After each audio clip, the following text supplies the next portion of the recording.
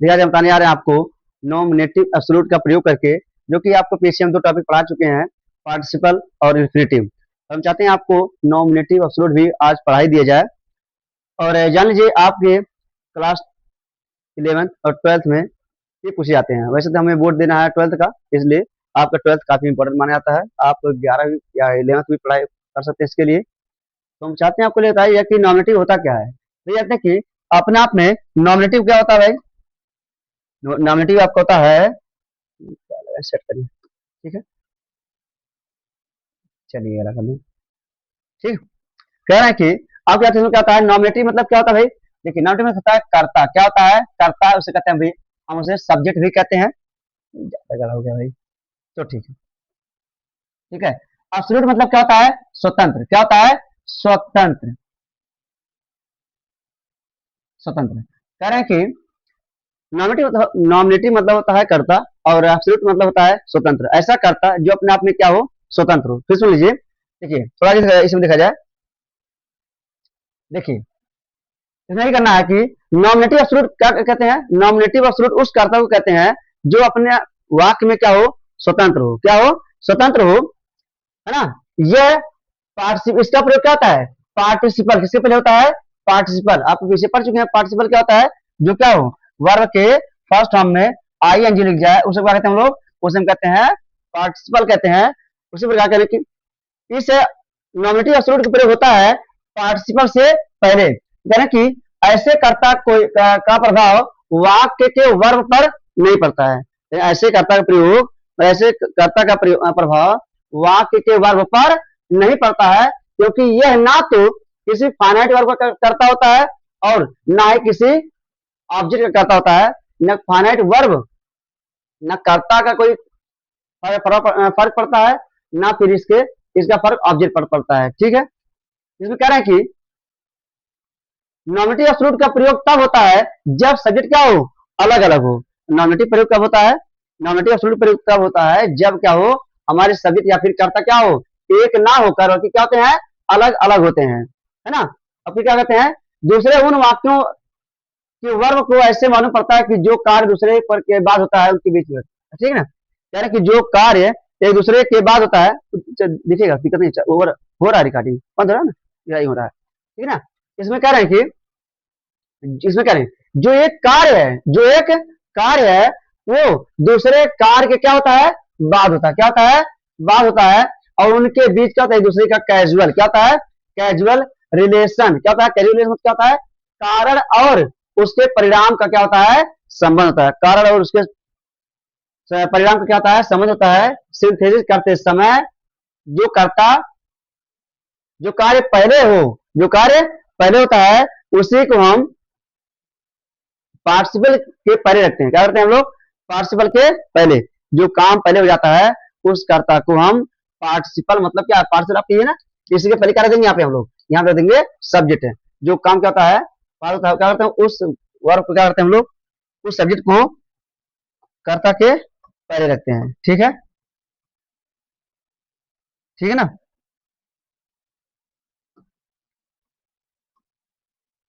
ठीक, इसमें कह रहे हैं कि आप थोड़ा इसके बारे में बता दिया जाए।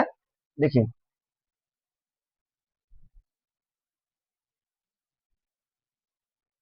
पहले सुन लीजिए आप लोग, फिर बात सुन लीजिए। नॉमिनेटिव एब्सोल्यूट उस कर्ता को कहते हैं जो अपने आप में स्वतंत्र होता है, क्योंकि इस वर्ब का फर्क ना किसी ऑब्जेक्ट पर पड़ता है, ना किसी सब्जेक्ट पर पड़ता है, क्योंकि यह ना तो किसी वर्ब का, किसी सब्जेक्ट का या किसी वर्ब का वर्ब होता है।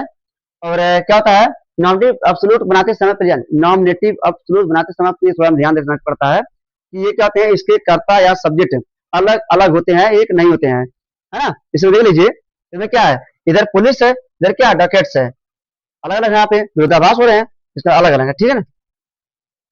इसमें क्या रहे हैं उसके आगे, फिर उसका क्या है कि इसमें इन दोनों के बीच में क्या होता है, कैजुअल और रीजन का क्या होता है, रिलेशन होता है, या संबंध कारक का रिलेशन होता है, कारक का रिलेशन होता है, संबंध होता है।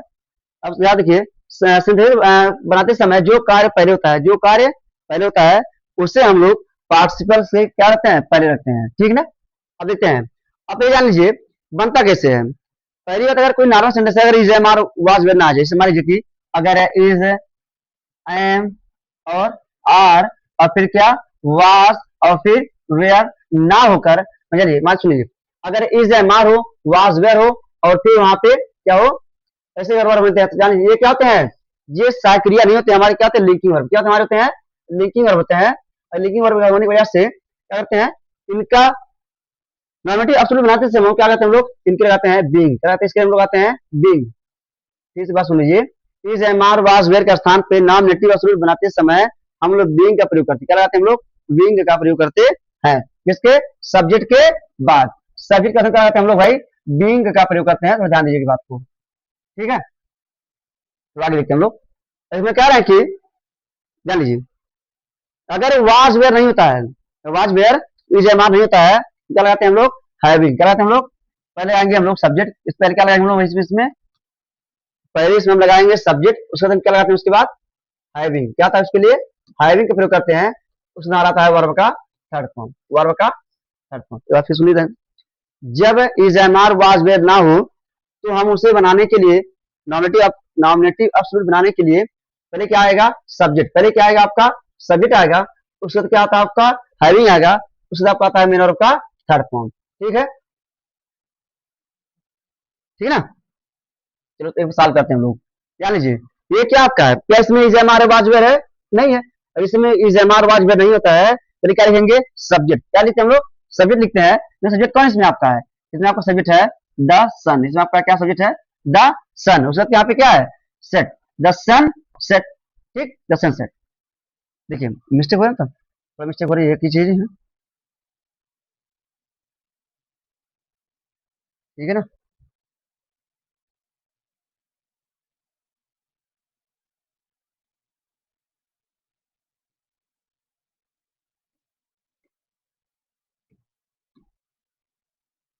ठीक, इसमें कह रहे हैं आपसे,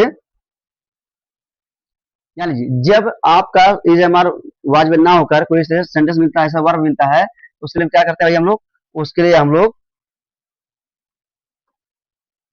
10 साल लगाएंगे, फिर तुम क्या लगाएंगे यहाँ पे इसके लिए हैविंग, यहाँ तो करते हैं हम लोग इसके बाद हैविंग का प्रयोग करते हैं, उसके बाद क्या लगाते हैं मेन वर्ब का थर्ड फॉर्म। देखिए 10 साल आपका सब्जेक्ट हो गया, तुरंत क्या आएगा हैविंग आएगा, हमने हैविंग आप हैविंग क्या कर लिया हैविंग, तो फिर क्या करेंगे इसके लिए हम लोग वर्ब का थर्ड फॉर्म, यहाँ करेंगे सेट करेंगे, यहाँ करेंगे कामा, यहाँ क्या है द स्टार्स, द स्टार्स, ठीक, क्या हो गया यहाँ पे केम up in the sky, in the sky, ठीक। इज मानना हो तो क्या कहते हैं नॉमिनेटिव एब्सोल्यूट बनाने के लिए हम लोग क्या करते हैं, इस हैविंग के पहले लगाएंगे सब्जेक्ट, उसके बाद लगाएंगे हैविंग, फिर लगाएंगे वर्ब का थर्ड फॉर्म, ठीक। ठीक है, थोड़ा अपना थोड़ा अच्छे से इसका आंसर देख लीजिए, नीचे लिखा है आंसर, ठीक है ना भाई, देख लीजिए नीचे सब आंसर पड़ा हुआ है, अब इसका देखिए आंसर अब मिल गया, the sun having set the star came up in the sky, right. अब कह रहे इसमें, देखिए इसमें ध्यान लीजिए, इसमें सन सब्जेक्ट सन था, इसमें आपका स्टार सभी इधर स्टार सब्जेक्ट अलग है, इसमें कह रहे हैं कि इसके क्या होता है सब्जेक्ट अलग अलग होते हैं, तो ध्यान दीजिएगा इस बात पे, इसमें क्या है the police arrive the darkest run away, में से कह रहे हैं कि पुलिस पहुंची डाकेस्ट रन अवे, सब डाकू लोग भाग गए, ठीक।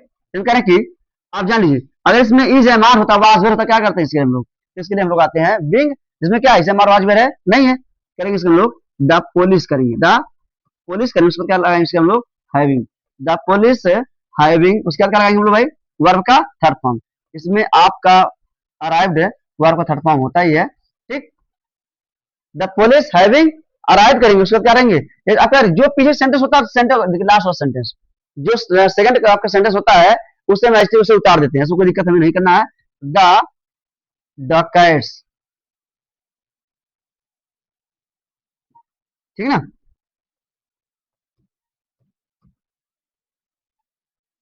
रन अवे, देख लीजिए इसे मानना हो तो क्या लाते हम लोग हैविंग प्रयोग कर लेंगे, देखिए subject plus having plus verb का थर्ड फॉर्म प्रयोग करेंगे, बाकी सेंटेंस पीछे वाला एसटी उतार देंगे, कोई प्रॉब्लम इसमें नहीं होनी चाहिए, देख लीजिए इसका आंसर देख लीजिए अच्छी तरह से, ठीक है, इसका आंसर आपके सामने आ गया है, ठीक है ना। वैसे हम छुपा दें क्योंकि अभी तो छुपाना है भाई, छुपा कर रखना में है इसमें, ठीक है ना। देखो तो भाई, ये आपका हम बताने जा रहे हैं आपको सेकंड वाला। देखिए, यानी कि जब आपको सेंटेंस क्या मिल जाए, क्या मिल जाए आपको, वाज वेयर, इसमें आपको क्या मिल जाए, वाज वेयर, तो उसके लिए हम क्या लगाते हैं, तुरंत एस लगाएंगे, बीइंग, क्या लगाएंगे वाज वेयर के लिए, बीइंग का प्रयोग करेंगे। फिर क्या करते हैं, जो उसका क्या हो, वर्ब हो, नाउन हो, जो भी उसके बाद कुछ होता है, किसके बाद, इसे बीइंग का जो भी कुछ होता है, ऐसे उतार के फिर अदर सेंटेंस उतार देंगे। जब is am are was were क्या लगाते हैं, उसके लिए बीइंग का प्रयोग करते हैं। लिखेंगे द पिक्चर, देखिए the picture was interesting, we enjoyed it very much, यानी कि पिक्चर जो था काफी इंटरेस्टिंग था, रोचक था, हमने उस इस पिक्चर का काफी इंजॉय किया, मस्ती किया। ठीक, द पिक्चर वाज इंटरेस्टिंग,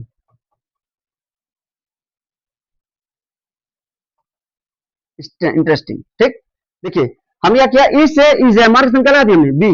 जब एक बात दिख रहा कंफ्यूज अगर हो रही तो बताइए, फिर बात सुनो। जब इज आई एम आर हो, इज आई एम और आर हो, इज एम आर और क्या हो, वाज और वेयर हो, वाज और वेयर होता है, तो उसके लिए क्या करते हैं हम लोग भाई, नॉमिनेटिव वसूल बनाने के हम क्या करते हैं, इसके लिए हम यहाँ पे बीइंग का प्रयोग कर लेंगे, बस अपना सेंटेंस क्या हो जाएगा, कोई दिक्कत नहीं। देखिए अब क्या हमने क्या इज एम आर का स्थान पे, अब इज एम आर, ओह मिस्टेक हमने कर दिया, क्या बताएं भाई, मिस्टेक आप हो गई, थोड़ा रुको, तो यहाँ पे बीइंग रहेगा, यहाँ पे क्या रहेगा, बीइंग, यहाँ क्या रहेगा आपका, बीइंग कर देंगे हम।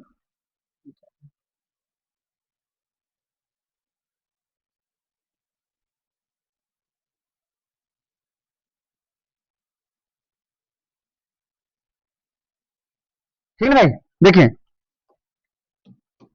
जान लीजिए, जब यहाँ पे क्या हो, वाजर, उसके जब वाजर होता है क्या लगाते हैं इसके हम लोग, यहाँ पे हम लोग बीइंग का प्रयोग करते हैं। ठीक, आपके पास जो भी आप उसका बीइंग क्या होता है उसको ऐसे उतार देते हैं, इसमें कोई प्रॉब्लम नहीं होती है। इंटरेस्टिंग, उसको फिर करने नीचे लगाएंगे काम है, तो ध्यान दीजिएगा, उसका क्या करेंगे, इस्तेमाल कर देंगे, स्मॉल लेटर में अपना, तो वी इंजॉयड इट, क्या करेंगे इसके लिए, वेरी मच कर देंगे, कोई दिक्कत नहीं होनी चाहिए। ठीक है, देख लीजिए, जब इज एम आर हो तो जब वाज हम उसके लिए लगाते हैं, बीइंग का प्रयोग करते हैं। ठीक, the picture being interesting, we enjoyed very much, picture काफी इंटरेस्टिंग था, मतलब पिक्चर इंटरेस्टिंग होने की वजह से हम उसका काफी आनंद उठाए। ठीक है, अब इसका रियल आंसर देख लो, नीचे पड़ा हुआ आंसर इसका रियल। ठीक है ना भाई, देख लीजिए क्या करेंगे इसको लोग, the picture being interesting, we enjoyed it very much. ठीक है ना भाई, थोड़ा मिस्टेक हो रही है इसमें, मिस्टेक हो रही है, इसे तो भाई आप फिर से सही करेंगे, क्योंकि देखिए दिख रहा है ये वाला आंसर। ठीक है ना भाई, ठीक, देखिए इसमें क्या है, द टीचर आज एब्सेंट, इसका मतलब यहाँ पे इज एम आर जब वाज वेयर आता है, इज एम आर जब वाज वेयर का प्रयोग होता है, हम उसके लिए क्या करते हैं भाई, हम उसके लिए बीइंग क्या हम लगाते हैं, तो बीइंग का प्रयोग करते हैं, तो हमें द टीचर बीइंग क्या करेंगे, एब्सेंट, हमने इतना किया, बस क्या करेंगे, काम लगाओ, पूरा सेंटेंस पूरा उतार दे पूरा सेंटेंस, जैसे हमने द टीचर उसे बीइंग एब्सेंट कर देंगे, क्या करेंगे, the boy, the boys did not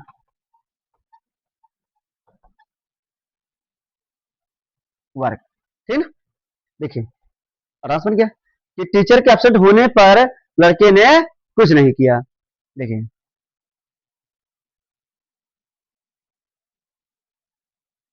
ठीक है भाई, इसमें क्या है, क्या इसमें आपको वाज और मिला, नहीं मिला, जैसे वाज और नहीं मिला, सेकंड फॉर्म मिल गया, इसका लगाएंगे, इसके हम ऑटोमेटिक लगा देंगे, क्या चीज करेंगे हम, द सन, क्या करेंगे उसके हम लोग, हैविंग, सन हैविंग, उसका क्या करेंगे, वर्ब का थर्ड फॉर्म, तो राइज थर्ड फॉर्म क्या होता है, राइजन, क्या होता है, राइजन, क्या लगाएंगे काम, तो the sun having risen, the birds began to fly, sorry small रहेगा, the birds began to fly. कि नहीं, देखिए अगर ये वाजपेयी होता तो यहाँ पे बीइंग कर देते, अगर वाजपेयी नहीं तो हैविंग प्लस वर्ब का थर्ड फॉर्म का प्रयोग कर लेंगे, अपना काम बन गया, कोई दिक्कत नहीं होनी चाहिए, आसान है पूरा। ठीक है ना,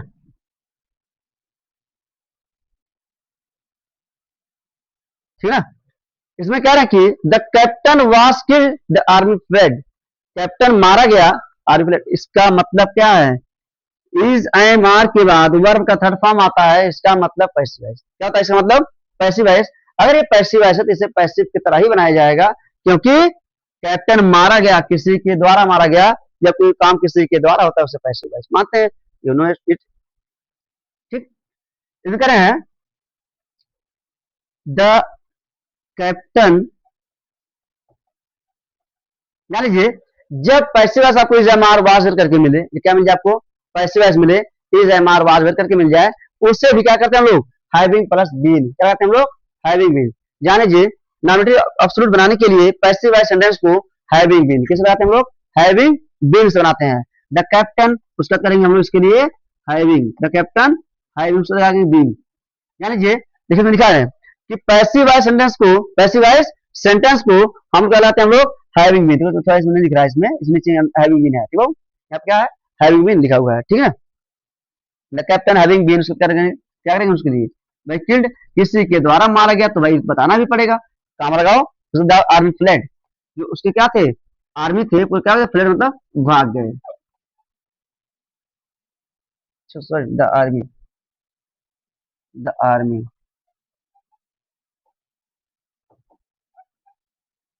देखिए करेंगे कि the captain having been killed the army fled, captain के मारे जाने की वजह से या मारे जाने पर आर्मी, उसकी सेना क्या हो गए थे? फ्लेड, भाग गए। ठीक, ध्यान लीजिए जब वाक्य में क्रिया is am are was were आता है तो यह देखिए सहायक क्रिया के रूप में नहीं होता है, सहायक क्रिया के रूप में पहले बता चुके आपको नहीं होता है। सब्जेक्ट के बाद हैविंग प्लस कराते हैं हम लोग बीन, कराते हैं हम लोग सब्जेक्ट के बाद कराते हैं, सब्जेक्ट के बाद हैविंग हैविंग के बाद कराएंगे वर्ब का थर्ड फॉर्म लगाएंगे। फिर क्या होता है? जब सब्जेक्ट के बाद क्या होता है? वैसे हमारे सेंटेंस पैसिव वॉइस आ गया तो उसमें क्या लगाएंगे? हैविंग बीन लगाएंगे, अपना सेंटेंस आराम से बन जाएगा, इसमें कोई प्रॉब्लम नहीं। अब इसका आंसर देख लीजिए, आंसर छुपा हुआ नीचे, ठीक है ना? काफी आसान है और कोई दाम इसमें नहीं होता है। हम चाहते हैं आपको दिक्कत नहीं होनी चाहिए। अगर किसी प्रकार का आपको डाउट हो तो आप अपने कमेंट बता दीजिए, हम कमेंट को देखकर आपको बता दिया करेंगे। ठीक, और अगर आप लोग नए हो तो हमारे वीडियो को शेयर करें और लाइक सब्सक्राइब करना ना भूलें, और सब्सक्राइब करना ना हो नहीं किए तो जरूर कर लें। ठीक, धन्यवाद।